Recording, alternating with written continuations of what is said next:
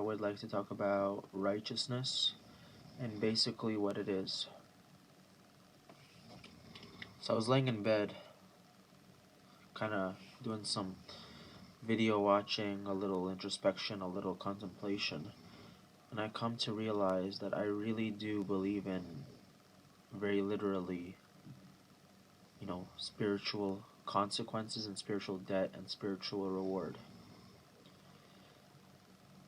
So I think that every good action that we do, even the ones like believe in the one true God, which is inherent in all of us, we can't really break that rule.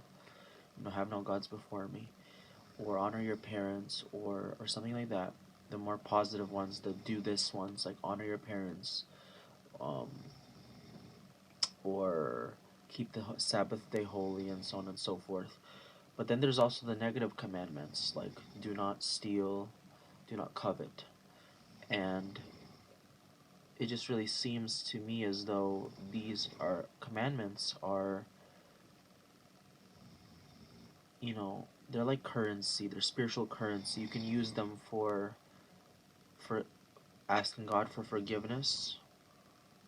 So it's like every positive action you do that you're supposed to do, like honor your parents or keep the Sabbath day holy, that's like a point every time you do it. And then if you avoid doing the negative commandments, don't do this, don't do this, don't do this, don't do that, then you're avoiding spending your money on stuff like wasting your money, like losing your money, throwing your money away, gambling it away. Okay, but if you do sin, if you do something you're not supposed to do, or you don't do something you're supposed to do, you can use your good points, your good spiritual currency, the points you have earned, on asking God for forgiveness, and you give him these points, and he forgives you for for those sins that you did.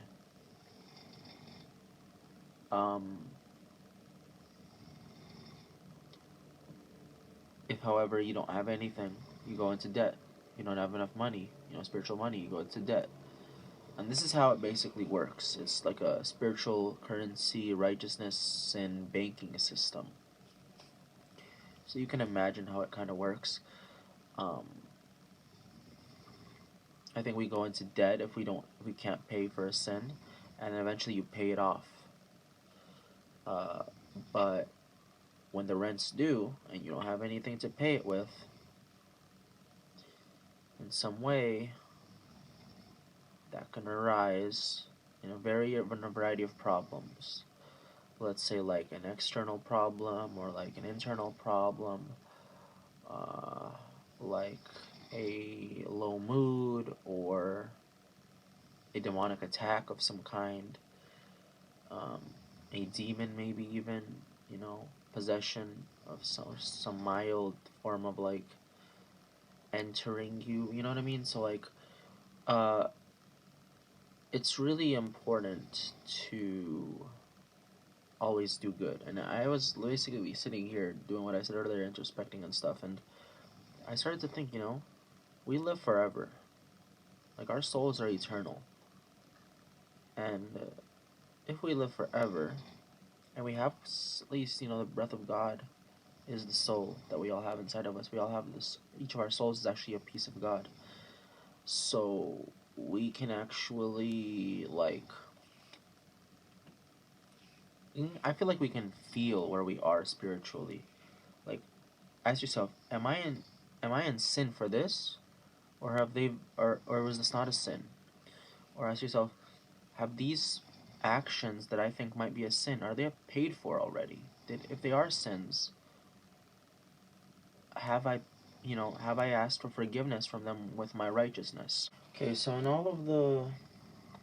in every religion it's different, but in the Tanakh, which is the Jewish scriptures, there's about 613 commandments. Now, obviously every religion has a different amount of commandments, but I think that they're all basically the same, or all very similar. Some religions, scriptures might talk about this a little more, give this a little more emphasis, or or bring something up or take something away, but they're all pretty much similar. And a lot of them are about do this, a lot of them are about don't do this. So that's the idea behind this, spiritual religious banking system. I really do believe that, the soul is eternal, the soul is immortal, and the soul is a part of God, it's a piece of God, it's a breath of God, and it seems as though, every action, this is the emphasis of the video now, every action, whether done privately, publicly, or personally, by yourself, with somebody privately, or in public, every action done in secret or not in secret, in pure daylight, will not go unnoticed by God. God sees everything that we do, from the good stuff to the bad stuff, personally, privately, publicly, everything. And I think that we do pay for all of our actions. Female, male, all beings are held accountable based on their own circumstances, based on how your mind works, what your body is, what you're called to do. There's stuff going on around you, but the idea is generally the same. Just don't be a jerk. But sometimes you need to be a jerk to somebody to help them out, but that's another story. But the point is that if your intuition, or rather not your intuition, your intention is set right, and you're not trying to do any harm, and you're not really doing any harm, then you're good. But you have to start doing stuff that truly doesn't do any harm, because that's what that's what our purpose is. And I really honestly do believe with all of my heart now that there is such thing as spiritual debt.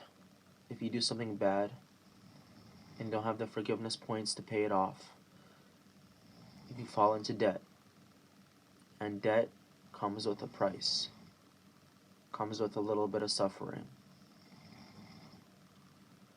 So whoever is watching this video, I just encourage all of you to be good people. Don't do bad things. Don't try to hurt each other. There's many ways to hurt people. You can do it through directly or indirectly. In other words, you can come up to them and punch them in the face, or you can tell somebody else to do it. That's just a rude example. It's just a bad example, but you can hurt somebody directly by saying something to them, or you can do something indirectly, and something that they might even not be able to stop you from doing, but I don't know, cheating the system. But there's a lot of sins like that, and my only real message is don't be good for others only, but also be good for yourself, because you should know that every single deed never goes unnoticed by God. He knows everything that we've ever done. Matter of fact, He created this entire reality. I mean, from the body you use to the soul inside of you to